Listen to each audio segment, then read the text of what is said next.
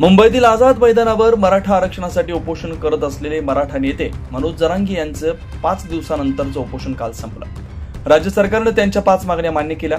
ही घटना मराठा समाजासाठी एक मोठा टप्पा ठरली आहे। मात्र या निर्णयामुळे आज ओबीसी समाजाच्या नेत्यांकडून वेगवेगळ्या प्रतिक्रिया उमटत आहेत। यावर भाजप प्रवक्ते अजित चव्हाण यांनी ओबीसी नेते लक्ष्मण हाके यांना महाराष्ट्रात पेटवापेटवीचे धंदे थांबवा आणि महाराष्ट्राचा सामाजिक सलोखा बिघडेल असं काही करू नका असा स्पष्ट इशारा दिला। पाहुयात नेमकं काय म्हणालेत अजित चव्हाण।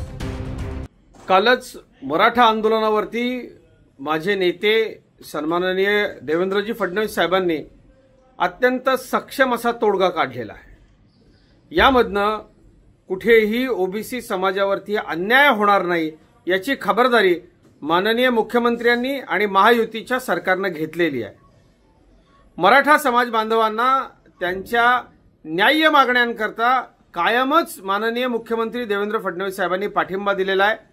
ओबीसीच्या आरक्षणाला पात्र होऊ शकत नसलेल्या मंडळींना ओबीसीचे सर्व लाभ जवळपास मिळतील इतक्या प्रकारच्या सोयी सुविधा त्यांनी निर्माण करून दिलेल्या आहेत।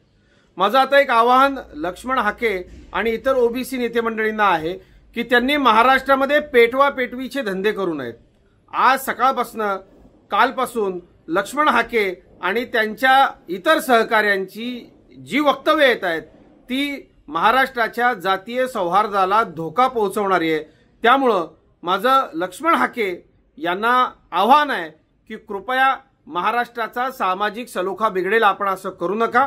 या सगळ्या विषयामधनं कुठेही ओबीसींच्या आरक्षणाला धक्का लागत नाहीये। ओबीसी समाजाच्या न्याय मागण्यासाठी मुख्यमंत्री देवेंद्र फडणवीस यांचा कायम पाठिंबा असतो असंही यावेळी अजित चव्हाण यांनी म्हटलं।